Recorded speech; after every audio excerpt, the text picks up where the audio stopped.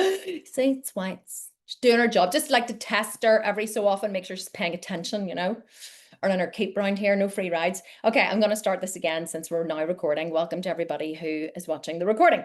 I nearly forgot to record. Thank you, Natasha. Other than GLP-1s, is there anything you find to help curb appetite? I vacillate between not being hungry at all, and then as I approach my cycle, I'm ravenous. Yes, me too.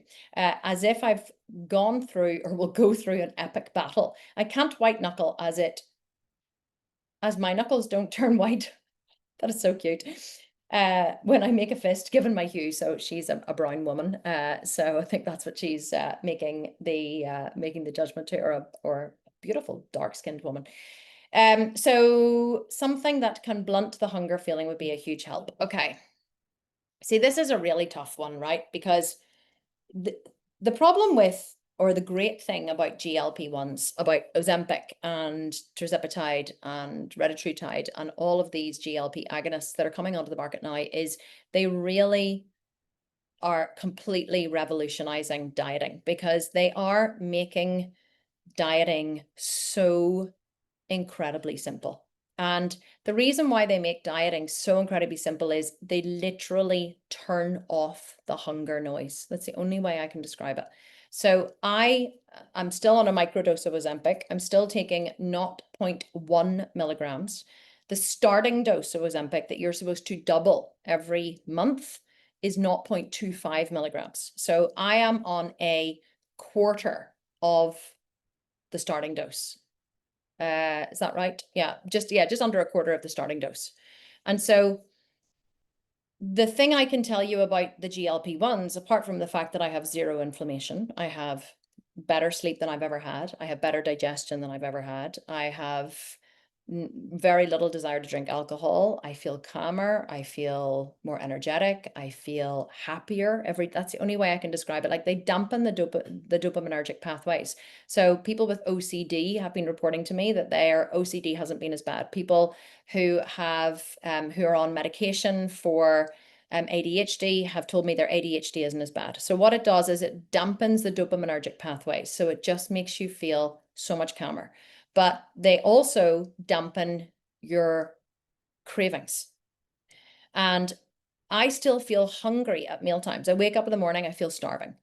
Not starving, but I feel hungry. And so I eat my normal breakfast. But then the difference is, it used to be come about 10 o'clock, 11 o'clock especially, I would have been like, oh my God, I'm absolutely starving. Like, I need to eat. And that doesn't happen anymore. By about 12, I go, I think I'm hungry. I definitely think I'm hungry again.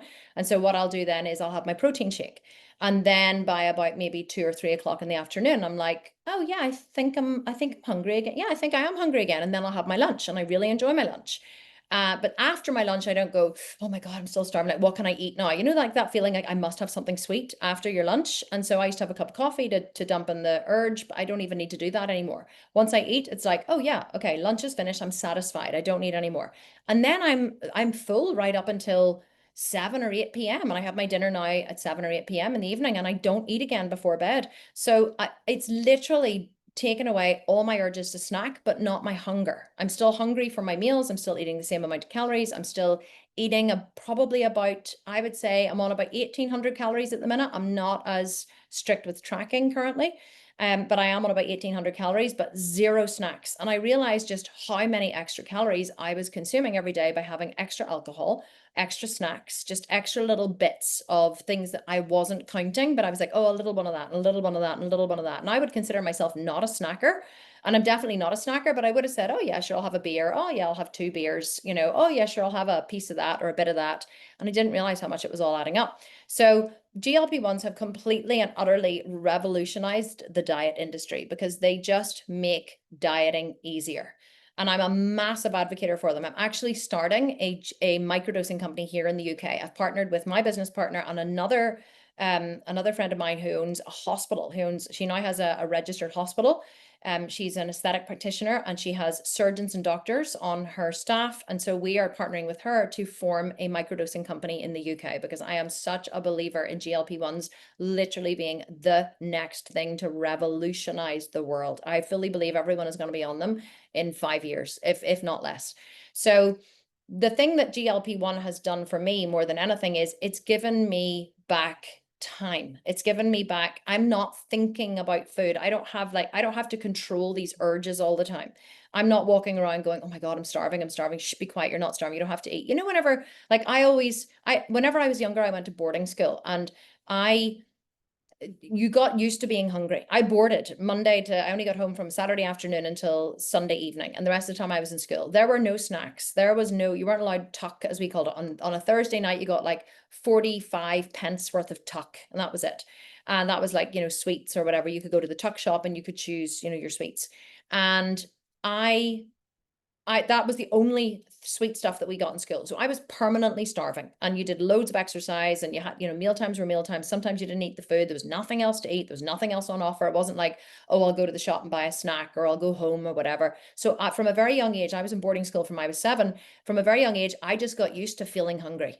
I was hungry all the fucking time. Literally, I was starving my whole childhood. And I learned that when you're hungry, you don't die. It's just a feeling, and you can overcome the feeling. And I think that's why I've always been a very successful dieter, because I learned that nothing happens when you're hungry. It's just uncomfortable. And I learned to live with the uncomfortable feeling, just like I guess people learn to live with chronic pain.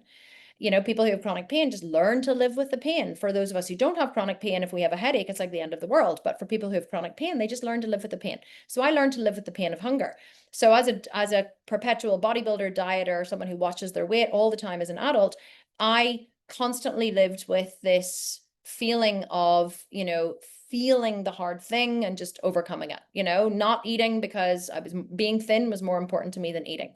And I developed a lot of coping strategies. The thing that GLP-1s have done for me is they've completely and utterly removed the coping strategies. I don't need them anymore, because I have nothing to cope with. I don't have that gnawing feeling of hunger in my stomach anymore. I don't have that I need to eat something when I'm dieting or maintaining my weight. It's just gone.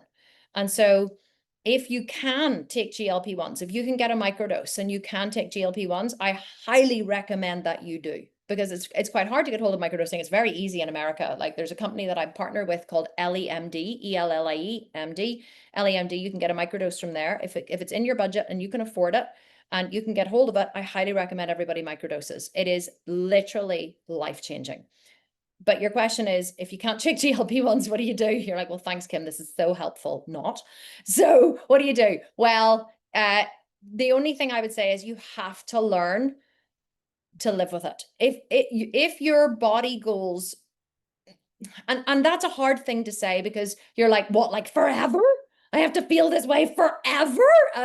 Yeah, like, sorry, you do. Like, it depends on what your body goals are. If you've reached your body goal, and if you are muscular and, have a good amount of muscle mass, and you've got a flat stomach, if that's important to you, you've gotten rid of your body fat, if that's important to you, you've reached your body goal, then you can, when you get there, maintain that, but still have snacks. Like, if it's coming up to your, your cycle or whatever, and you feel like that ravenous, oh my God, I need to eat feeling, which I don't get anymore in the GLP-1s. If you feel that, then you can just say, well, you know what, I'm going to have a little bit of that. I'm just going to indulge myself for a couple of days, because it's just too much effort, right? They say that, my son told me this the other day in one of the books he was reading. He said that human beings only have a certain amount of willpower, that in a 24-hour period. And your willpower is stronger in the morning. But whenever it gets to the evening and you're tired and you've resisted and resisted and resisted all day, that's why we're evening snackers, because we literally run out of willpower. We're not machines, okay? We are designed for comfort. We're designed to feel good. We want to eat because eating feels good, right? It's one of the things that stimulates the pleasure centers of the brain: eating, learning, and sex. And so it feels good. We want to do it. And so whenever you're all out of willpower in the evening, then that's when you tend to snack. So what is the option? The option is, set yourself a goal, whether that's a year down the line or 6 months down the line or whatever, to achieve your body goal, and then make a plan to do it. So whether that's lower calories, higher cardio, measuring every week with progress pictures, whatever your goal is, you have to set a strong goal and you have to create a strong plan to work towards it. You can build cheat days, cheat meals, snacks, or whatever into your plan, But the only way to actually get where you want to go is to set a realistic plan and work towards it. And then just build in nice things to keep you going. Know your limitations is what I say. If you're like, before my period comes, I am like a chocolate monster, well, just recognize and honor that and give yourself some grace in that period to have a little of what you like, okay? Because at the end of the day, you're a human being and you've only got so much willpower. And you're going to fall off the wagon and then beat yourself up if you don't allow yourself these moments of nice things, right? But the problem is, for most of us, our love of nice things overrides our love of being thin. And so we end up rewarding ourselves just a little too much, okay? Whereas it has to be the other way. Like, you have to, do the hard thing 80% of the time and then reward yourself 20% of the time. Most of us have it flipped, right? We reward ourselves 80% of the time, and then we resist 20% of the time. And that's why most of us don't have bodies that we want. The other thing that most of us are not doing is we're not tracking. I've seen a couple of comments recently in the groups and stuff, and people are asking and they're saying, I've been doing the workouts and I've been really feel like I've been working hard and I've been doing cardio, but I'm really not dropping very much body fat. Where am I going wrong? And I said, well, are you tracking your macros and calories? No, I'm just eating healthy. And I'm like, okay, well, that's where you're going wrong, because body fat shredding your body fat, reducing your body fat is 80% diet. In fact, I would even go so far as to say it's 90% diet. If your diet isn't dialed in, you're not going to be losing the body fat. And so, but the beautiful thing about your diet being dialed in 90% of the time is, you can give yourself that grace to have a glass of wine, to have a beer, if that's your thing, to have, some chocolate, to have some yogurt or a pizza or whatever your thing is. If you're dialed in 90% of the time, you don't even worry about the fact that your period's due and you're a chocoholic and you just want a little bit, because you know that you're absolutely nailing it 90% of the time. The problem is, most of us aren't nailing it even 10% of the time. So those little extra bits that we give ourselves add up, right? They add up and they just pile on top of, something which is kind of broken already, and they make it worse. So what's my advice to help curb appetite? Genuinely, if you can get GLP-1s, I would absolutely get them. If you're in America, you can use my link, lemd.com/Kim Constable. I'll write it here. lemd.com. Oh, it actually populated for me. Oh, there you are. Hang on, let me do it. I forgot I had it saved as a shortcut. lemd. Okay, so there's my link in the chat. If you're in America, you can use that. If you're in the UK, I'll have an option for you next year. We're going to start microdosing. In fact, if you're in the UK, I have an option for you now, because I partnered with a doctor who is prescribing microdosing for clients. You don't have to be overweight. You don't have to hit the BMI. So anyone in the UK who's watching this or watching the replay, if you message Natasha@KimConstable.com, she will hook you up with my doctor, who is happy to prescribe microdosing for anyone in the UK. I don't think he can do it for Ireland, the south of Ireland, but certainly for Northern Ireland and the UK. If the other option I want to give you guys before I move on is, I have not used this, but I have researched it greatly. There's a company called CaloCurb. I'll write this here as well, calocurb.com. CaloCurb was developed by the New Zealand government, extensively researched and tested. It is supposed to be it's a pill form of GLP-1, supposed to be completely natural, and, well, not natural, because everything that is mimics peptide in the body is not natural, but it is as natural as you can get, bioidentical. And so CaloCurb is not as effective as the subcutaneous injections of GLP-1, but it has been shown to help to curb appetite.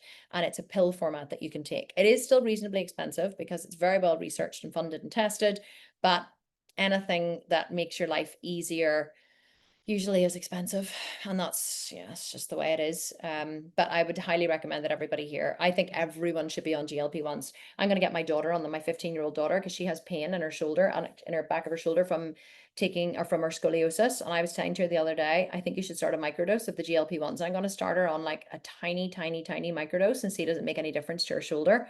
But it's, the other thing I want to tell you, for anyone who's like, oh, I'm not sure about this, GLP-1s have been approved for use in children over the age of 12. That's how widely researched. People think this is a new drug and they're listening to the news and hearing all this, oh my God, Robbie Williams got scurvy and such had whatever. If someone has an underlying health condition, then GLP-1s could potentially exacerbate it. But for a normal, metabolically optimized, healthy individual who doesn't have some kind of, underlying health condition, they are completely and utterly safe. And they are now approved for use in children over the age of 12. That is how long these have been around, 30 years of extensive testing. So just to put everyone's mind at rest, I'm not pushing something that I think would be bad for your health. I'm 100% an advocate of GLP-1s and microdosing. Apart from that, Marilyn, you're just going to have to dial in your diet 80% of the time, 90% of your time.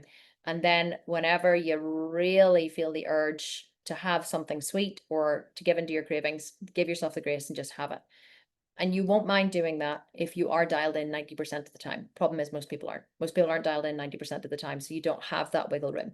Or you could just decide that being lean and fit and muscular isn't important enough to you, because that's the bottom line. It's like, is being lean and fit and muscular and having this great dream body that I want important enough to me to overcome this hard feeling? Because that's the choice that we're making in every moment. It's like, I have this really hard, this feeling in my body that's really hard, right?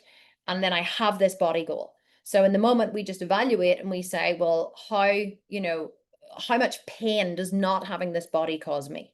And how much pain does not having this chocolate cause me? And quite often in the moment, the pain of not having the chocolate is greater than the pain of not having the body. So we have the chocolate, and then afterwards, the pain of not having the body rises because this pain has been diminished from having the chocolate. Then we go, oh, why did I do that? Because suddenly we're feeling this other pain over here, but we didn't realize we were just evaluating the two pains. And we were deciding that this pain really wasn't that important in comparison to this pain. So if this pain becomes more important, then you'll say no to the hard thing and you'll just keep going. But life is for living, honestly. And that's why I'm a big advocate of GLP-1s. I'm like, my life is so easy now. I don't have to go through the hardship of dieting anymore. I've never had life as easy as I have it right now. Honestly, I've never been happier. It's been amazing. So okay, and another question here. I believe it was 2 lives ago where you mentioned potentially offering a variation of the coaching that could be weekly check-ins, but not as personalized as the more exclusive offer. Is this option still going to be available? I don't think so, and I'll tell you why. I took on quite a lot of coaching clients, and it's been quite a lot of work.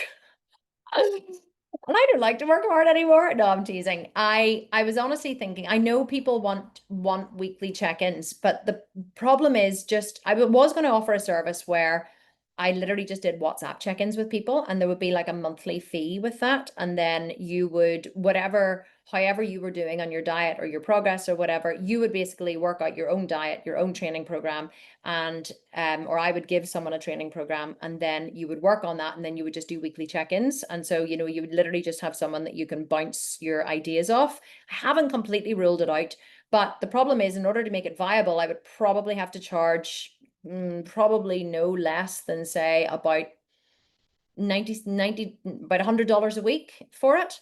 And at $100 a week, is it really worth it for people if they're not getting a diet plan? And then how much time am I going to be spending on the phone, on WhatsApp, answering questions?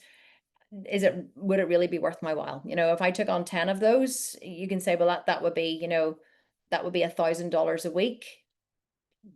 My time is worth a lot more than $1,000 a week. And this is how I have to evaluate things. Is it really worth the amount of time I would be spending on my phone and the amount of time that would take away from my family and whatever for $1,000 a week? I don't know that it would be. I haven't ruled it out completely, and I will note it down that you guys want that, but I couldn't do it for less than about $100 a week, because I wouldn't be able to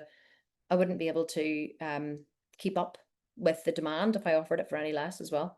Okay, Laurie has a question. Hello, lovely Laurie. You mentioned that you should have protein within 30 minutes of waking up. I wake up, do the low intensity cardio for 30 minutes, strength, and then 60 minutes of SST cardio, follow total 1 hour and 15 minutes. Then I eat breakfast 15 minutes after I finish, which includes 50 grams of protein. Right or wrong? Laurie, there really is no right or wrong way to do it. Eating there is science. There's a lot of science and a lot of studies to show that if you eat 30 grams of protein within 30 minutes of waking up, it boosts your metabolism by 10% for the entire day. So if you burn 100 calories at rest because of the amount of muscle mass that you have and, your metabolic, optimization, you'll burn 110. So in a 24-hour period, you'll be burning an extra 240 calories. That's what the science shows. So from doing nothing, apart from just eating, 30 grams of protein within 30 minutes of waking up.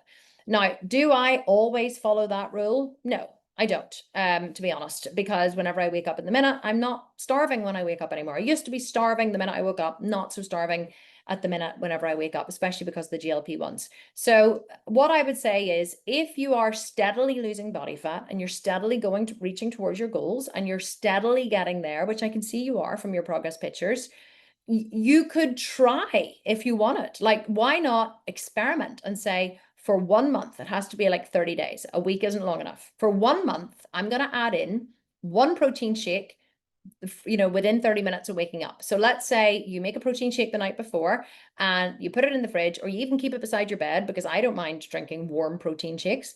And in the morning when you wake up, you have your coffee, or you blend, or whatever your beverage of choice is in the morning. You could blend your well, I wouldn't blend. I love my cup of coffee in the morning. I wouldn't blend protein powder into it, but you could drink your cup of coffee and then you could just pick up your protein shake and just knock it back, right?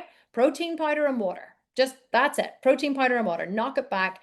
Do it for a month and see, does anything change? See, do you lose fat faster? Measure your body, measure your body composition, take your photographs, measure, does it make any difference for you? Because for some people who are, absolutely nailing their calories all the time and they're on their diet all the time, it may not make any difference. But for other people who aren't really metabolically optimized, who are maybe not used to feeding their body regularly, who have been, yo-yo dieting in the past or depriving themselves of calories, it may help to boost the metabolism in the morning, because that's what we want to do. We want to boost the metabolism in the morning. Now, you are boosting your metabolism because you get up and you exercise straight away. So for people who get up and exercise straight away, the 30 grams of protein probably doesn't have just as much an effect as somebody who doesn't exercise. So if you're getting up in the morning and you're not exercising in the morning, somebody listening to this, and you're maybe going off to work and you're not eating until later on, then definitely I would recommend the 30 grams of protein, because you're not ramping up your metabolism,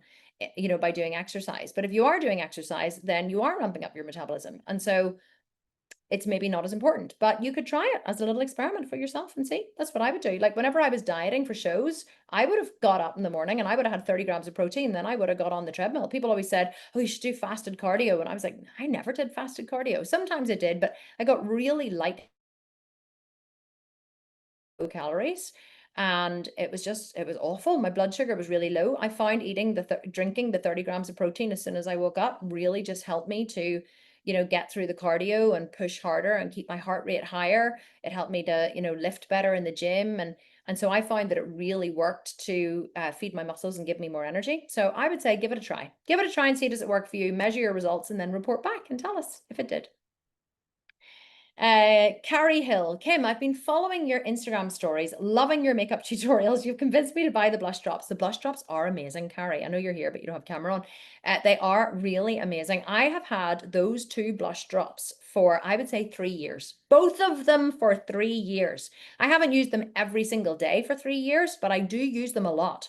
3 little dots on the top of your cheek, and then you buff them in, and they just give you this beautiful sheen to your cheeks, like a dewy kind of glow, but you don't look greasy. Now at the minute I look super greasy because I was just recording, but yeah, they are absolutely amazing. And you know what, I used to have like a discount code for Rodeo, but then I something happened and it stopped working, but I must get Natasha to set it up again actually. So yeah, I'll do that afterwards, and I'll make sure I get you all a discount code as well. It's always nice to get a wee bit of discount, isn't it? Yes, perfect. Right, what else have we got going on here? Laurie is asking, oh, so my son brought up GLP-3. So it's not GLP-3. It's always GLP-1. So so anyway, I'll read this. My son brought up GLP-3 retatrutide versus Ozempic conversation. He's mental level smart and I'm college educated. 27 years of cardiovascular respiratory smart. So this isn't my wheelhouse. I understand GLP-1s, but have you any knowledge of retatrutide? It's all 3 from what he said, including GP1. Okay, so let me explain a bit about the difference in them. Semaglutide, which is Ozempic and Wegovy, are simply GLP-1. So glucagon-like peptide. That is a peptide that is made naturally in the body, in the digestive system, and it mimics your body's natural peptide, except it has a slight tweak on one of the amino acids, which makes it stay around in the body a bit longer. So after you've eaten, your brain and your digestive system release GLP-1 to signal that you're full. And so once then the GLP-1 breaks down and leaves the digestive system, then the brain goes, oh, okay, we need to eat again. We're hungry. So whenever you have GLP-1 in the brain and in the digestive system, the brain signals that it's full faster, and the GLP-1s stop you feeling hungry between meals because they hang around longer, basically. So they don't signal for hunger. The GLP-1s, semaglutide, which is Wegovy and Ozempic, are the ones that are actually the most powerful on inflammation. So tirzepatide, which is a double agonist, so it is GLP-1 and GIP, and I can never bloody remember what GIP stands for, so I'm going to look it up now because I don't want to seem like a dimwit. So I'm just going to tell you what it is now. Glucose-dependent insulinotropic polypeptide. That's why I can never fucking remember it. Glucose-dependent insulinotropic polypeptide, okay?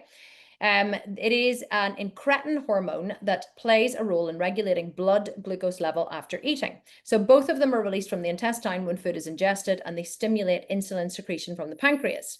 While they share some similarities, they also have distinct actions in the body. And so the thing about the GLP, which is the glucose-dependent insulinotropic polypeptide, and that is a real mouthful to say, is that it is actually better at controlling your insulin levels. And so it doesn't work on inflammation. It doesn't help with all of the different things that the semaglutide helps with.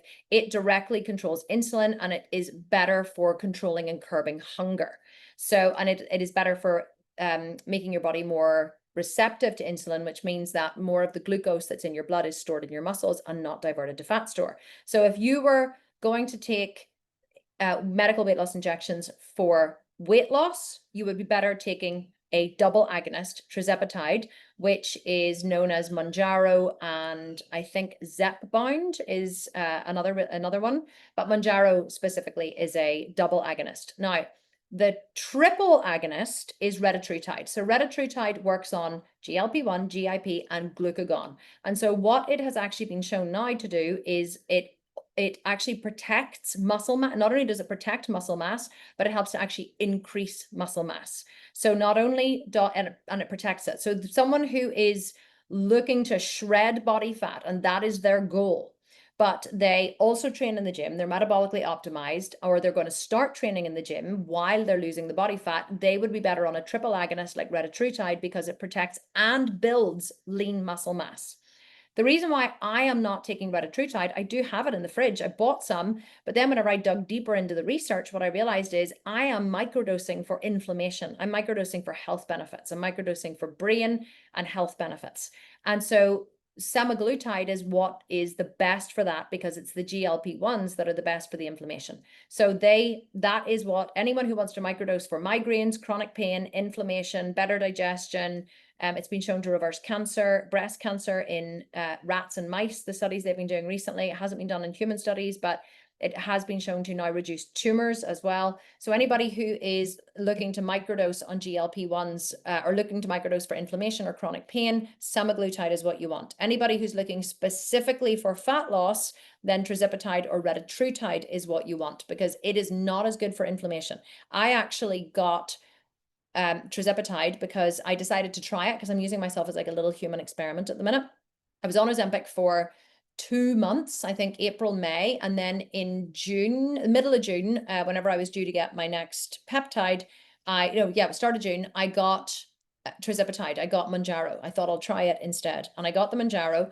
First of all, it's a completely different dose. The starting dose of Mounjaro is more than double what the starting dose of Ozempic is. So for a microdose, I needed to take like 4 times the amount that I was taking, which was fine because it was measuring it with a needle.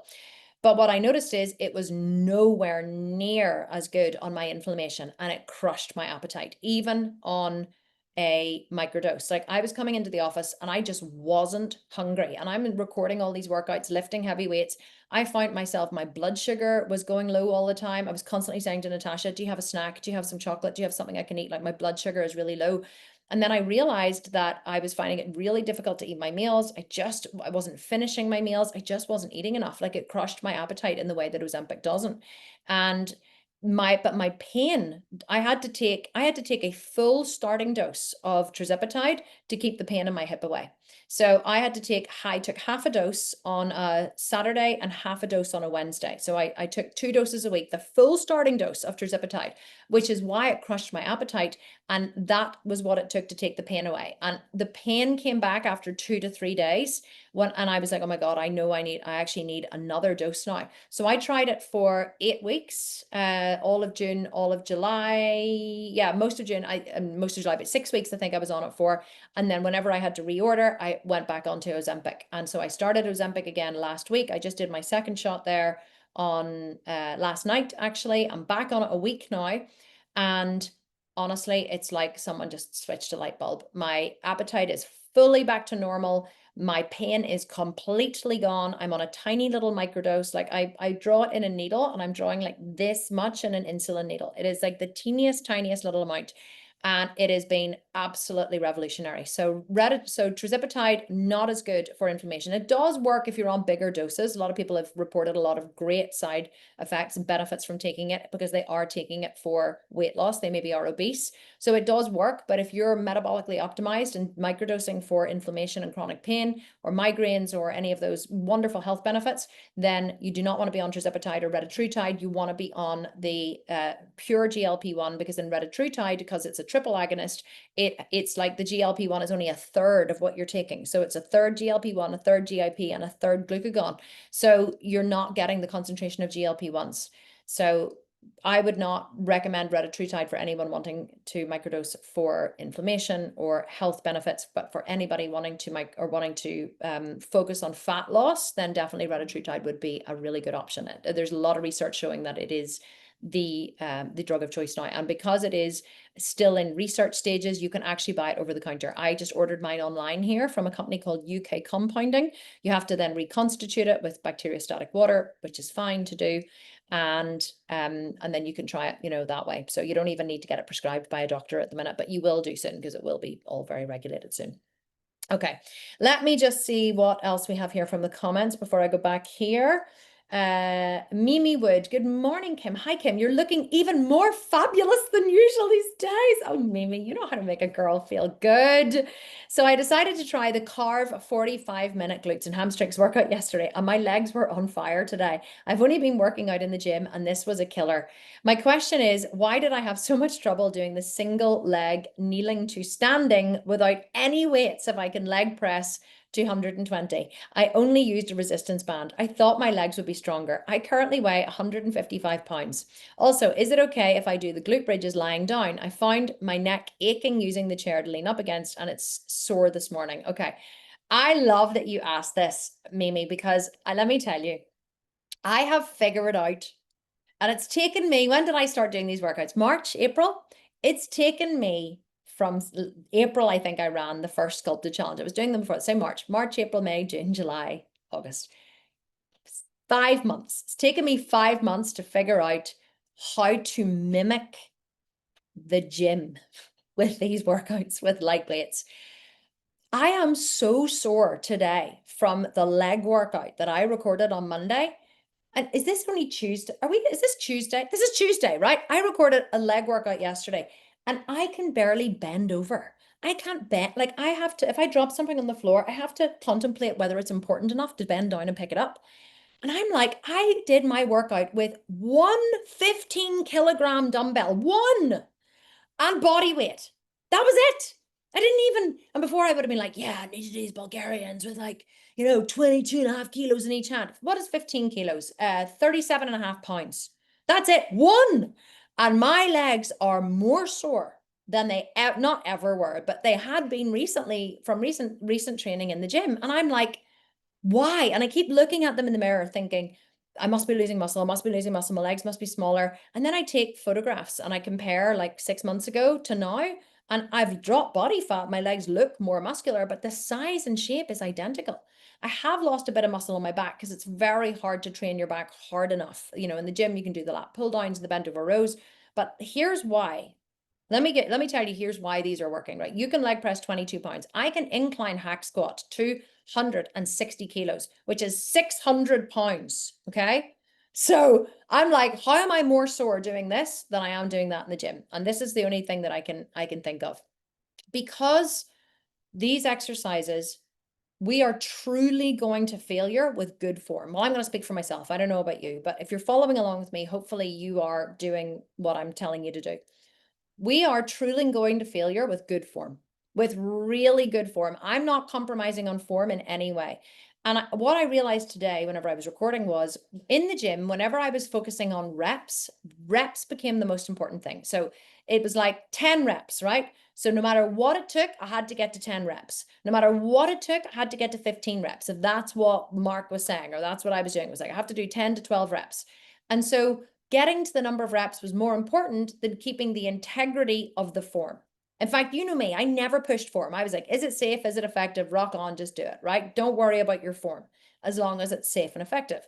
But these workouts, I am not compromising form in any way. If I feel like I'm really, really tiring, then I just pause for a second and then I go again with perfect form, full stretch, full squeeze, perfect form.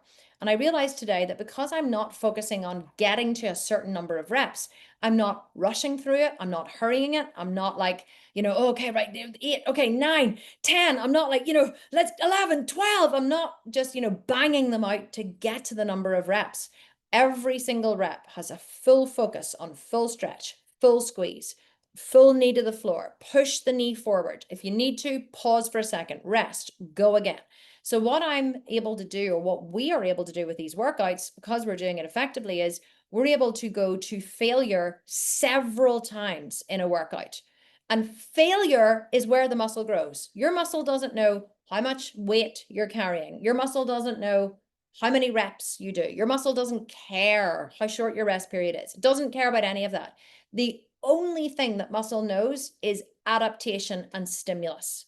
So if you go to failure and then you pause, and then you do another rep, which is beyond failure, and then you pause, and then you do another rep, which is beyond failure, and then you pause, you're constantly going beyond failure. So you're pushing your body to do more than it was able to do before. So your body will reward you with more muscle because it will go, well, shit, clearly we need more than we had before because now we're not stopping when it gets hard, we're keeping going. So in the reason why you lift heavy load in the gym isn't because heavy load makes your muscles grow. The reason we lift heavy load in the gym is because heavy load puts more stimulus on the muscle, but only if the muscle's been taken through a full range of motion with full stretch and full squeeze. That's you put a heavy load on the bar because all your muscle knows is stimulus, and force equals mass times acceleration. So you want to have a greater force on the muscle by putting a bigger mass on it and then trying to move it as fast as you can, which you can't do whenever it's really heavy. So force equals mass times acceleration.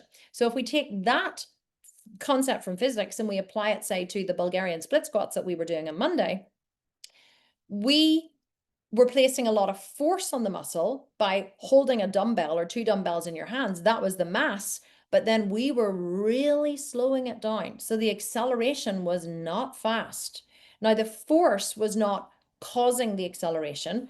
We probably could have gone a little bit faster, but we wouldn't have been able to go for the period of time that we were going for, which was 1 minute, if we were just going up and down really, really fast, because the muscle, the lactic acid would have built up in the muscle, it would have burnt out. So because we're doing slow, deliberate, controlled, full range reps to failure, pausing and then going a little bit more, pausing and going a little bit more, pausing and going a little bit more, your muscles are adapting like crazy to the new stimulus and growing. So I think whenever we're focusing on reps, we're like, must get to 10 reps and then we stop. But because we have a minute to go, whenever your muscles are burning and you think you can't do anymore, and I go, come on, 20 seconds left. You're like, oh my God, well, what do? You do another, you think, well, I could do one more, and you do another one. They're, oh my God, my quad. And I'm like, come on, 8 seconds, you've got one more. What do? You do one more, don't you, right? are you really ever going to do that in the gym? No, I certainly don't. I'm like, well, that was hard. I'm done. Reach 12 reps, right? I'm not like, come on, Kim, one more, right? Come on, another one. But it's those that extra rep, that extra rep, that extra rep that I'm constantly, continually asking you to do beyond where you want to stop is what is causing the muscle damage, the muscle soreness, the muscle stimulus, and the muscle adaptation. And that is why everyone's bodies are changing faster than they've ever changed before, because a lot of women have been going to the gym and not truly training to failure. And it makes me so happy to be able to teach this now, because for years, what I've been teaching with Mark Getty is I've been saying to all the women, you have to go to failure. You have to go beyond failure. Like I've been teaching the concept of failure and beyond failure for years and years and years. But yet I've known that women are not doing it. And how do I know they're not doing it? Because until I started training with Mark Getty, who's yelling at me, push, come on, one more, I genuinely didn't understand what failure was. I certainly wasn't going to failure in the gym. It was only when I actually experienced what true failure in the gym is with training with Mark that I realized I had no idea what failure was. So I know that most women are going to the gym and they're not genuinely experiencing true failure because they don't have a spotter and they don't have someone who's willing to push them for that one more rep, that, come on, two more reps, come on, there's one more in you. Because really it's very, very, very hard to go there yourself. And not only is it hard to go there yourself, you can go there maybe once, but very rarely will people consistently go there in every single gym session, because it requires an enormous amount of mental strength. But whenever you're training with me, and I'm pushing myself beyond failure, because I know that I'm teaching you guys and I don't want to give up and stop, right? Because I know that you're watching me and I want you to achieve. So I'm pushing myself so I can push you, and you're doing it with me. And I'm saying, come on, let's go, 8 seconds, one more. You're thinking, oh, okay, what's the worst that can happen? One more, right? And you do one more. And so that's why these workouts are causing more pain, more stimulation, more muscle adaptation than you've ever had in your life before. And yes, it is true, they are getting progressively harder because these are my workouts, right? These are all I'm doing. I'm not like sneakily going to the gym after I've done a workout. So these workouts have to be hard enough for me to feel like I've really worked my body. But I am going to have to create some beginner ones because, you know, because we have beginners who really, I don't want to put them off and kill them. The first, we've loads of people joining the app every day, and I don't want to kill them with carve, If they joined and jumped in and carved, they'd be like, this woman's crazy, I'm leaving, I'm out of here. I thought menopause was supposed to be easy. So that's why.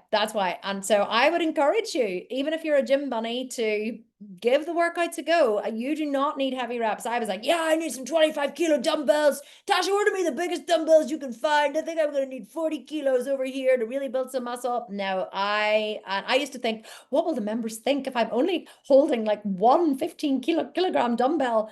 And now I'm genuinely like, my legs are so sore for several days after I've worked them that like there's no shame. I'm body weighting it all the way. As long as I've got the soreness, then I know I've got the stimulus and the adaptation. I know the muscle is growing, and that's good enough for me. So yeah, love that. Okay, what was your last question? Is it okay to do the glute bridges lying down? Yes, but what would be better would be if you could figure out a way to do them that your neck isn't hurting. So if you're using a dumbbell on your waist, you can put your hand behind your head and support your head with your other hand. That's fine. But it would be really good if you could figure out a way to not make your neck hurt. So what I would love you to do, Mimi, is I'd love you to video yourself doing the glute bridges and then post it in either the app or in the Facebook group, and let me see your video of you doing it, because it shouldn't hurt your neck. There should be no strain on your neck whatsoever. So it could be that you're holding your body wrong, you're activating your body wrong, you're not activating your core correctly. It could be that you're moving your body incorrectly. I'm not sure. But so is it okay to do it on the mat? Yes, but you're not going to get as big a range of movement on the mat. That's the problem. You are able to get a big range of movement whenever you do them with your back on a bench. And so you're able to drop down and get that thrust and squeeze much greater than you are if you're lying on the mat. So short answer, yes, but I would prefer you to figure out why your neck's hurting and fix it. And I'll help you do that. So post a video so I can see it. Carrie says she's nailing her diet, about 70%, still work to do. Yeah. Do you have a connection for Canada? Someone is asking me for the GLP-1s. I do have one for Canada, but I don't know that it is I don't know that it is a microdosing company, but I will tell you what it is called. In Canada, it's called Science and Humans. I don't have a link saved, but I'm going to write it here. Science and Humans in Canada. It's a website. I don't know if they do microdosing, but I do know they do GLPs, and that was recommended to me. So, yeah, that's where I would recommend you go for that. What else have we got here from the question is, loads of questions. What else? Let me go back to the top. Laurie, so better to do the protein or fasted cardio? Both are fine, but if you think, Laurie, that you want to try doing the 30 grams of protein, then do the 30 grams of protein and then do the cardio after. Fasted cardio doesn't burn any more fat than non-fasted cardio, FYI. There's zero science to support it, none. But it does make you miserable, so I would rather not be miserable. So I would try the 30 grams of protein and see what happens. Laurie is saying, my main focus is inflammation. Food has never been my issue. If anything, I eat too few calories. Yes. Well then definitely don't do the hereditary diet. Absolutely not. Go do the, all the bodybuilder and all the bros are all like, yeah, hereditary diet, build muscle, gonna make me so big and jacked. And they're not actually realizing that not all GLPs are the same. Okay. They're very different. Single agonist, double agonist, triple agonist. And just as an FYI, what an agonist is an agonist is something that sits on the cell and makes it do what it's supposed to do. So if you can imagine you have muscle cells, let's say this is your muscle cell. Your muscle cell has GLUT4 receptors on the surface of the cell. Insulin swims along in your blood, and then insulin is like a key. It fits into the cell and it unlocks it, and the cell opens, and then glucose slips in, okay? That's how your body stores glucose. What happens whenever you become insulin resistant is insulin's knocking on the door and the cell isn't opening. So it's trying to fit the key in the lock, but your cells are insulin resistant because they're going, no, we're menopausal. We need all that glucose to divert to her stomach so we can make metabolically active fat cells to create estrone, okay? So it becomes insulin resistant. But what the GLP-1s do, the GLP-1s are kind of like, Superman, right? And so insulin swims along, knocks on the cell, tries to fit the key in the door, and the key isn't working. Well, GLP-1s are like a locksmith that you bring along to open the bloody door. So the locksmith comes in, GLP-1s, and they go, haha, I have the master key. And so they just slot into the GLUT4 receptor on the surface of the muscle cell, and they open it. And it goes, ta-da! And insulin goes, well, thank you very much, because my key was not working, and the glucose goes into the cell. That's what happens. A lot of people don't know what an agonist is. That's what an agonist is. That's how it works. Slips into the cell, opens it, your body accepts the glucose, less diverted to fat store, no more menopausal belly or estrone. Hopefully you're on HRT as much as you can be, and that's going to bypass your body's need to store metabolically active fat to produce estrone. So that's what a GLP-1 does. And so you want the GLP-1 for inflammation, not the double agonist, which is GIP, and that works on keeping you feeling fuller in your stomach, basically. Okay, how do you feel? Mia is asking if your inflammation is decreasing, just less pain. Well, so I didn't have inflammation. Inflammation is a very broad term. I had gluteal tendinopathy in my left hip, so bad that I couldn't sit, I couldn't stand, I couldn't lie without pain. I would be sitting here like this, constantly like trying to sit on my right hip, constantly trying to sit on my left hip. I used to sit on the couch at night with my husband watching TV, and I had to get up and hold my hip and sway and back and forth, searing, burning pain in my hip. And it just would not go away. And the GLP-1s have me pain-free, zero pain. I could sit, lie, stand, sleep, gone. So when I talk about inflammation, that's what I'm talking about, specific pain. So how do you know your body's inflamed? Well, you don't really, except that you have pain. Inflammation is basically just pain. My photographer, Peter Bennett, messaged me and he was like, okay, I keep seeing you talking about this. I have tendonitis in my elbow. He's tendonitis in his right elbow, holding a camera all these years. He's now a professional bodybuilder. And he was like, is it actually going to help with my tendonitis? And I was like, yes, Peter, get on them. So he's like, I'm afraid it's going to help. It's going to curb my appetite. And I'm bulking at the minute. I have to eat. I said, Peter, it's not going to affect your appetite. Get the semaglutide, do it. So he contacted my doctor. He he prescribed him Ozempic for inflammation. Peter started on the Ozempic and he messaged me 2 weeks later. He was like, I have no pain. He was like, Kim, I have no pain in my elbow. I was like, I fucking told you so. I've been telling him this for telling him for bloody months. He was like, I have no pain. Like, how can it be gone? I was like, because it reduces inflammation. And so your tendonitis, where it was all inflamed, is now shrunk back down. It's gone. He was like, I have suffered with this for literally 6 years. Nothing has taken, I've had cortisone shots. I was like, me too. I had a cortisone shot in my hip. Nothing. It is literally a miracle drug. So tendonitis, that's what inflammation actually is. Question, Andrea is asking, I have a habit of sipping a protein coffee all morning for 3 to 4 hours. I'm 2 years postmenopausal and struggling to lose the 5 pounds I gained in March and April. I track the food, haven't been snacking, so I'm wondering if this continuous sipping might be influencing my fat retention. Is it better to eat at distinct times instead? P.S. Tried the legs carve workout for the first time yesterday and my quads and glutes are killing me. Me too. Join the club. No, okay, Andrea, it's not your sipping of your protein shake that's causing the issue. In menopause, because of how your body changes metabolically, you need to eat, and this came out in a recent medical study they did, that you need to eat 200 less calories per day to maintain your current size. Maintain your current body fat percentage. So you have to eat 200 less calories than you've been eating your whole life just to stay the same size you were. So it's almost like whenever you hit menopause, especially once your, ovaries fail and you're actually past menopause, then you're 1 year without a period. What happens is you eating a normal diet, tracking your macros and calories, are now overeating by 200 calories per day because your metabolism has reduced because of menopause. Many, many different factors that cause that, but insulin resistance is one of them. So in order to go on a calorie deficit to lose body fat, you have to reduce by 300 calories or more from your current BMR. Isn't that horrifying? That's really unfair.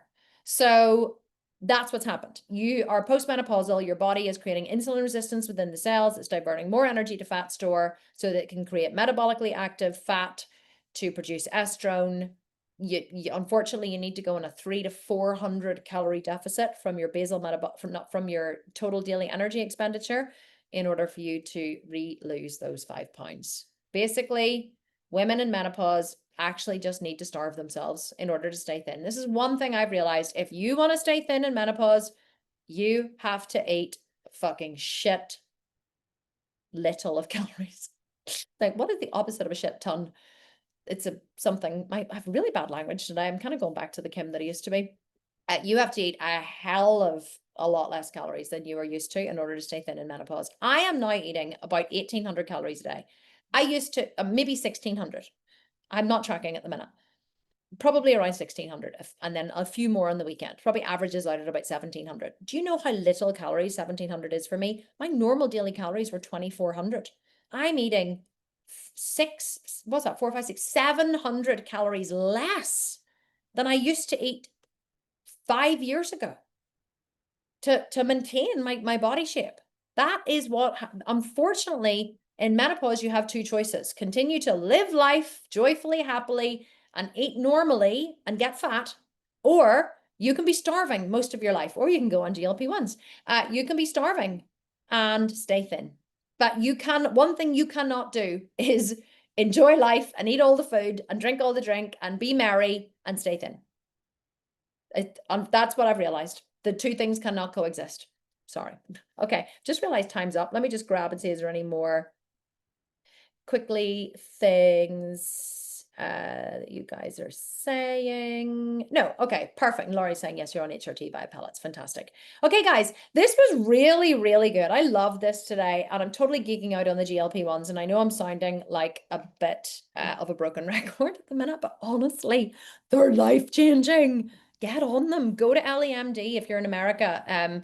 I don't know if Science and Humans will do microdosing in Canada. If you're in the UK, anywhere in the UK or Northern Ireland or Southern, I'm not sure if we can prescribe for Southern Ireland. We may be able to, but hit up Natasha at kimconstable.com and we will hook you up with my doctor who's happy to prescribe microdosing. He's a level 3 practitioner. He's a registered GP, fully fledged doctor with the NHS who also has a private practice. He's not a quack, right?